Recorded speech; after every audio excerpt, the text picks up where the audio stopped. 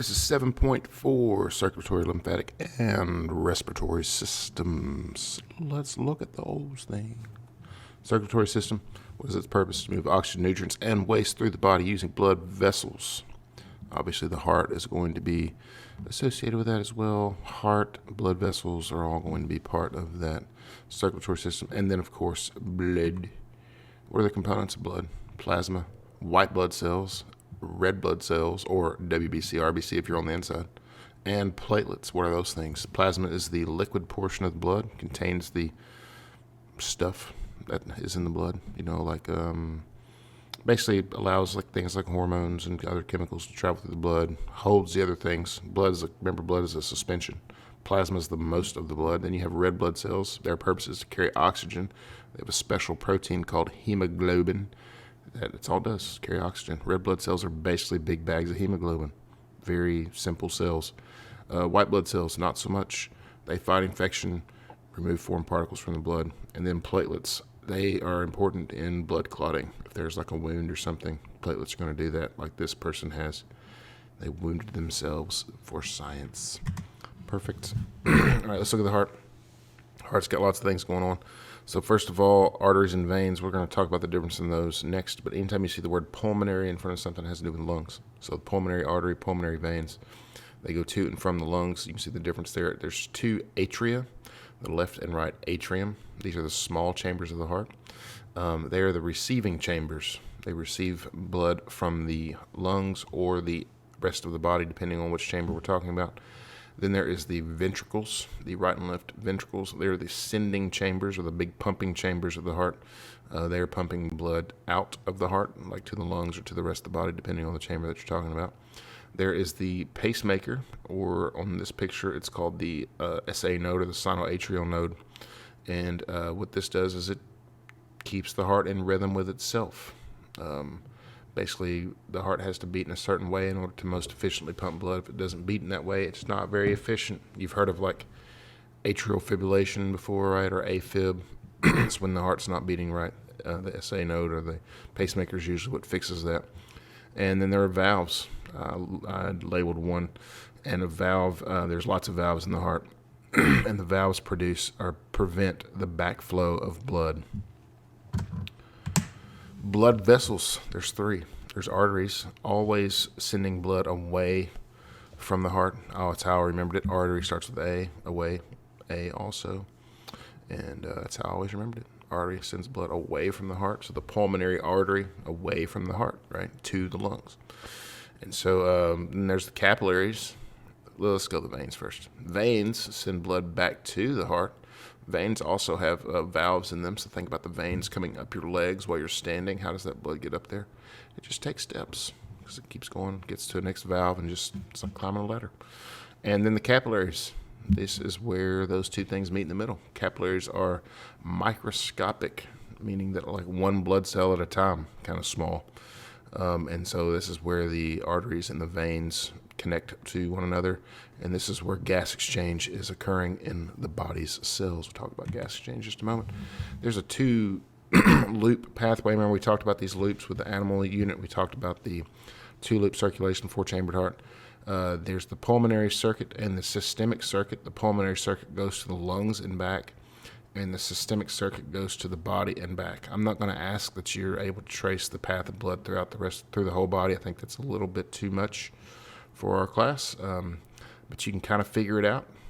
Basically the right side of the heart is going to go to and from the lungs, and to the lungs, and then the right or the left side of the heart pumps to the body.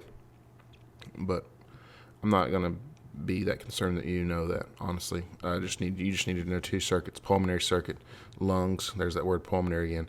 Systemic. Anytime you see the word systemic, it has to do with the whole body, and so systemic circuit to the body.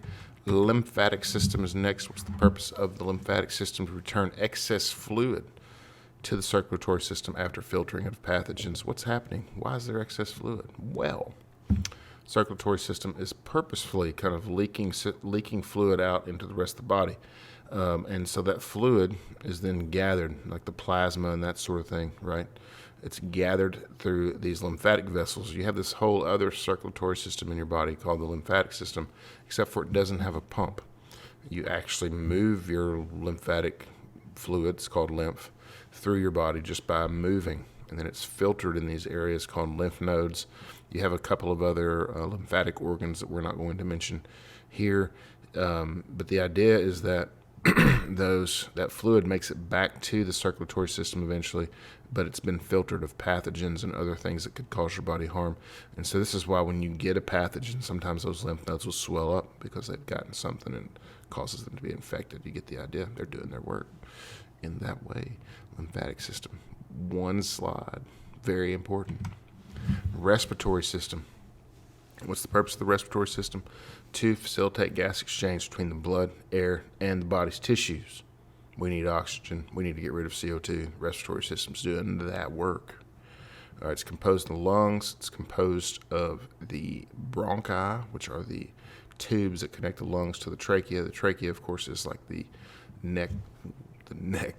windpipe that's in your neck, you know, that thing.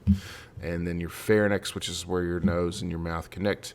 And the larynx, which is the voice box, you know, like what allows you to make noises.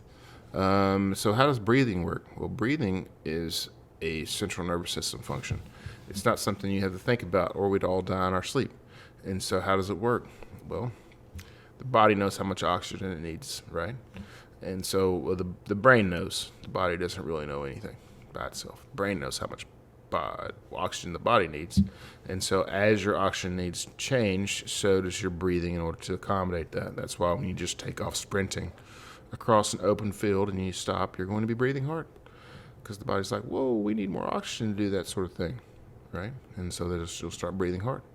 Or when you're sleeping, when everything's starting to like shut down, not shut down completely, obviously, but slow way down, you breathe slower, deeper, slower. How do you know? Well, the heart is talking to the brain, is talking to the lungs. Everybody's just kind of talking to each other to make sure that you are able to get all the oxygen that you need. And so if you're deprived of oxygen, of course, you're going to breathe deeper, harder. If you have more oxygen than you need, you can breathe shallow. And the brain controls that just through sensory things. And then lastly, gas exchange. What is this? Exchange between CO2 and O2. Remember, we need these things. We make CO2 in cellular respiration. We need O2 for cellular respiration. All about that ATP. Remember that? And so oxygen comes in. Well, let's just start in the lungs. We breathe in.